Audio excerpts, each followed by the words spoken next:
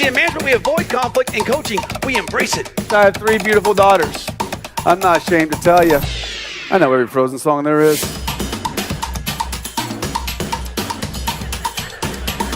We'll suck the life out of them. Oh, I was with you until we said fire. I got 4 employees, 1 short. I got to work more hours. I'm out.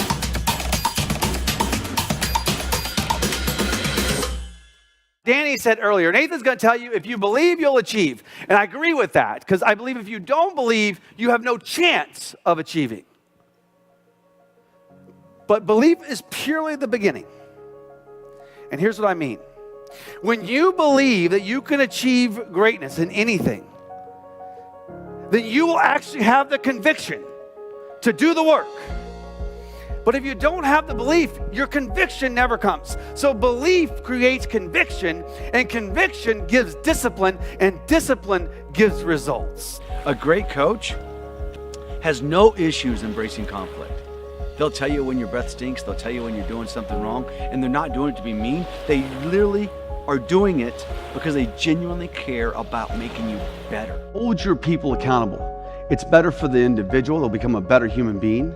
It's better for your company, the one you own and you sweat for. It's better for your teammates, and it's better for your customers. Accountability is the most selfless act you can do. Nathan Jamail, he's one of the best speakers that we've had at our organization. Worldwide, we've had him in 4 different countries around the world, which has just been great.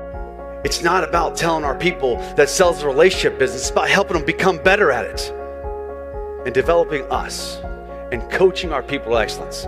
And at the end of the day, the real difference between coaching and managing is implementing and holding accountable the disciplines of practice. It's not abnormal for us to know that a basketball or a baseball player must practice to be better or play in sports. The same thing happens in business. Training is when we learn something new. Practicing is getting better at what we already know. Athletes practice 90% of the time, and they play the game 10% of the time. And when an athlete says practice isn't important, we think he's nuts or she's nuts, because that culture in sports, we know if you want to play well, you got to practice well. I'm going to challenge you, if you want to be a professional in business, you got to learn to practice to be a professional. Practice isn't about not being good. Practice is about how do I get better no matter how good I am. Hi, my name is Mike Leathers. I've been in the heavy building construction materials business for the past 25 years. And Nathan Jamail is the best speaker at a company event we have ever had. Who in the room likes to role play? Who likes to role play? One person. Sir, I mean at work, not at home. Why do we hate to role play? Give me some reasons. Shout them out. Come on. It's uncomfortable. Back row, let me hear you. Why else? We're insecure. What else? It's embarrassing. We might stink. I told the leaders yesterday, I'm like, you know why the managers don't want to role play with their employees? It's because they're, God forbid, the employees find out the managers aren't any good. And I don't worry, I got your back, baby. I told them. I said, they think you stink anyway. Don't worry about it. See, I believe corporate America ruined role play, because we use it to judge people like, oh, you think you know how to serve a customer? You think you know how to talk to a partner? You think you know? You think you know? You think you know? Let's go. And it's a pop quiz. And if you had schooling like me, I flunked every one of them.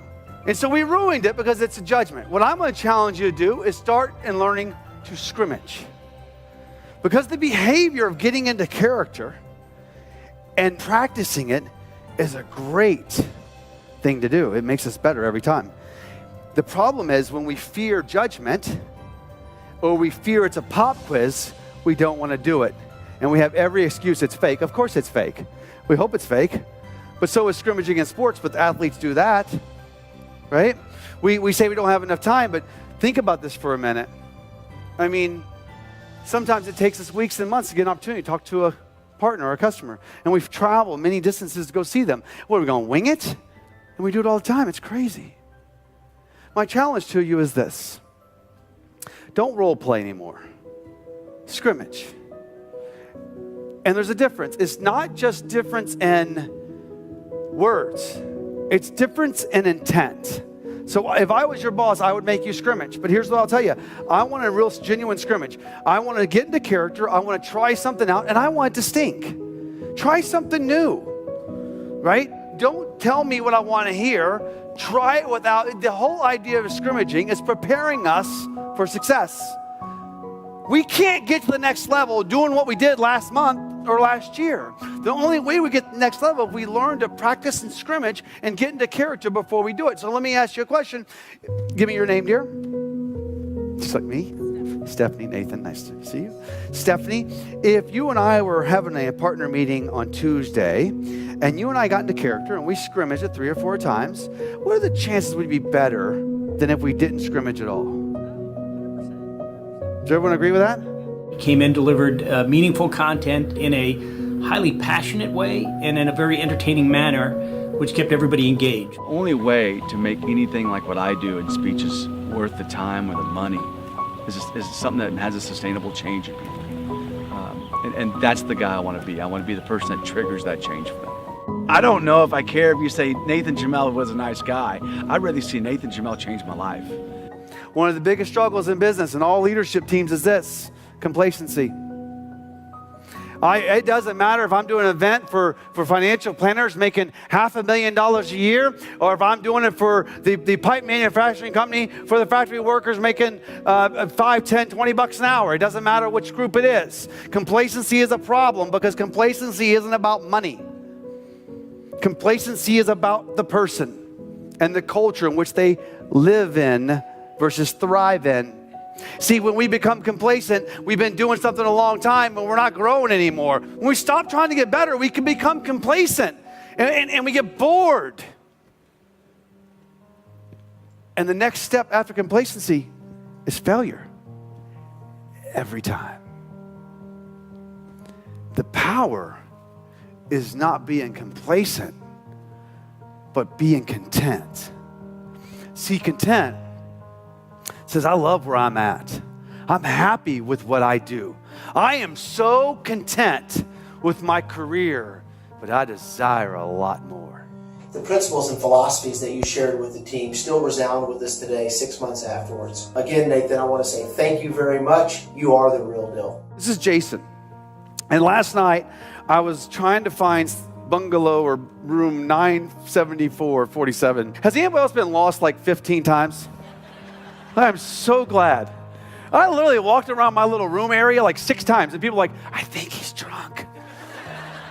And so I'm trying to get to this party that we were doing last night because I wanted to go. No one invited me, but I'm going.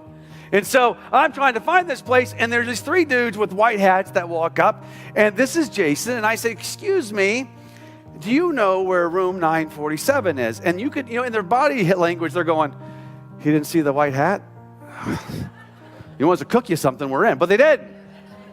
Jason says, oh my gosh, I'm not from this property, but if you have a map, let me help you find it. I'm like, you're my boy.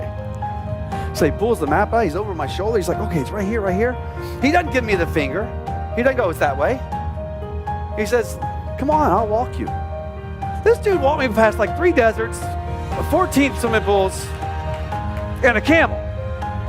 Because it's hot out there. Camel fell down right in front of us. And so I go, Jason, and what really made Jason so remarkable isn't that day he walked me there, but I always ask people, I said, well, how long have you been working here? He goes, I don't work here, I work at the Biltmore in Arizona.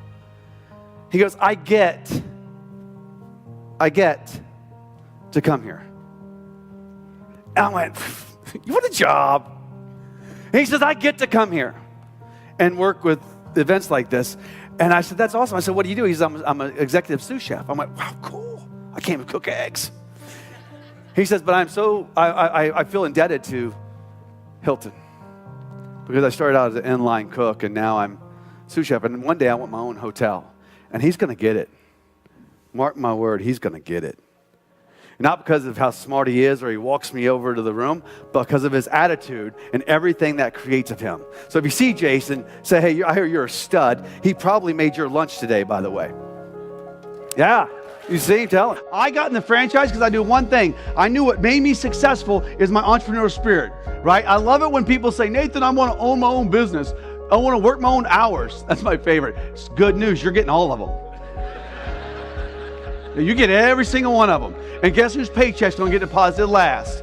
Yours. We have to mandate that we and our team members have the mindset that they believe. And lastly, we have to hold people accountable because we care. Being the intangible affects your life just like your business. Be and coach the intangible. Thanks.